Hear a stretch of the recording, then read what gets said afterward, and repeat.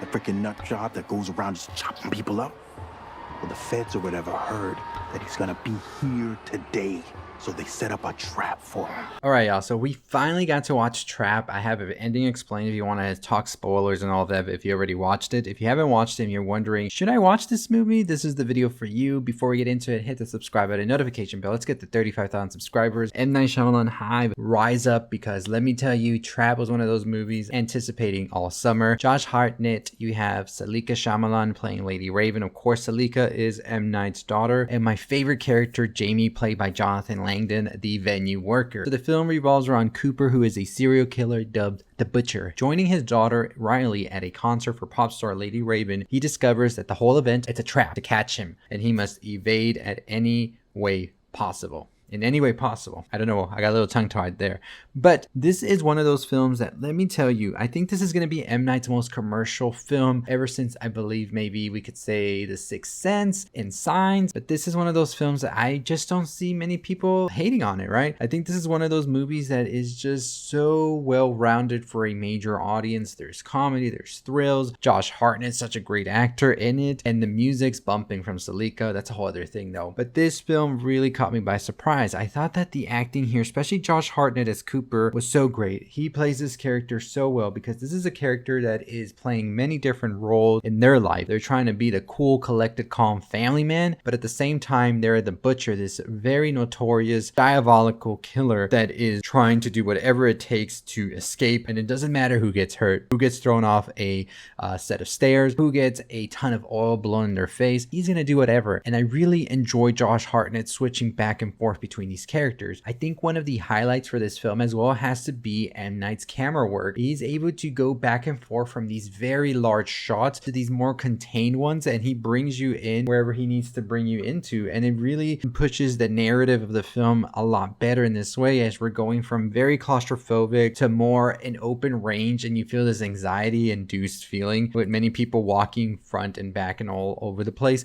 and M. Night crafts that perfectly. Split diopter shots are beautiful as well here, and really do a great job at showcasing the different things going on here. So I really do think that when it comes to the camera work, M. Night shines so much here. The comedy here, I did not expect the comedy to be anywhere near this type of film, and when it came in just at the right time to relieve that tension and get us ready again, because M. Night's able to make some sequences that are so tense filled, and there's a lot of thrills here as we're anticipating what's going to come next. Is he going to get out of this? How is he going to get out of this situation? And it was just a lot of things like that. I think the first two acts of this film are so solid and really work so well. Here's where come a little bit of the problems for me, is with the third act that gets a little bit messy. I feel M. Night's trying to do too much all at the same time, and this really starts to weigh down on the film, especially when we get to those last couple of minutes in the movie. But I still think that those first two acts and some of the performances in that third act really still bring the movie home in a great way. Really surprised with Saleka, who I was not expecting to have as much as a major role in this film, with some of her scenes in here. No spoilers, of course, but really great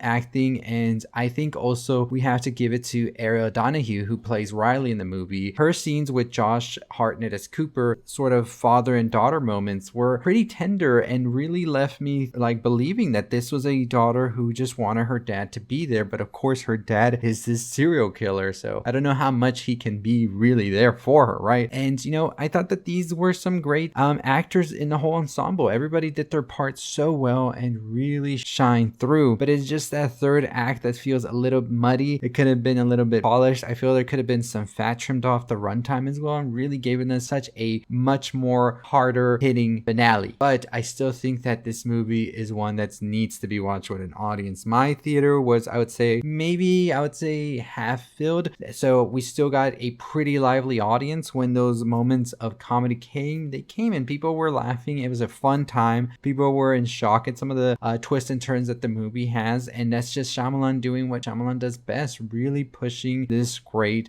work. And I'm excited to see what Shyamalan does next. Overall, I think that Trap is one of Shyamalan's most commercial films to date, and I would even go as far as to say this is top 3 Shyamalan. I really enjoyed a lot of the things that Shyamalan took a chance on here doing, because you think that the film is going to do something when you watch the trailers, right? Like, you have a sort of perception in your mind of how this movie is going to go what the things are gonna take shape as and all of that. But then when you're watching the movie, you get a whole new perception building up in your mind. You're like, okay, never mind. It's not gonna be like how I saw it in the trailers. It's actually gonna go this way. But then at halfway through the film, you're just like, I have no clue what's about to happen, but let's see. It really takes those twists and turns so well, and it really delivers on them at an incredible pace. And it does start to sort of slow down in that third act, and I feel like it's a little bit lost in its own sauce. But I think by the last 10-15 minutes, it really brings itself back home, and it really does cross that finish line in such a great way. Amazing performances from Josh Hartnett, Ariel Donoghue, Hayley Mills, Saleka Shyamalan, Allison as well is so great here. Kid Cudi's also in the film, and you've seen him in the trailer, and let me tell you, you are not prepared for what Cudi's about to deliver with that role right there. Really something great. There is also a character in here that is gonna throw you off for sure, and I was just excited when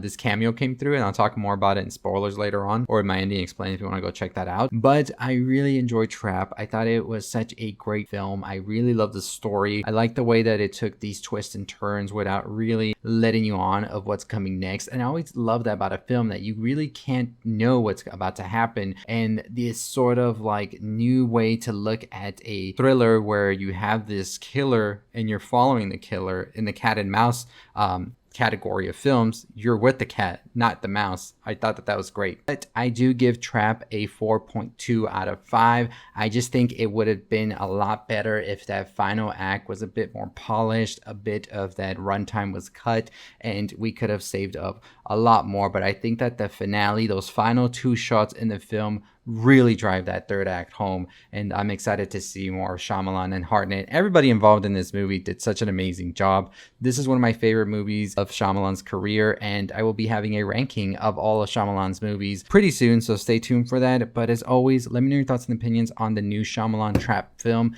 If you enjoyed it or not, hit that subscribe button, hit the notification bell, follow us on our Instagram at It's Cultural Elixir or our website www.culturalelixir.com. I'll see all of you next time. Stay safe, stay positive.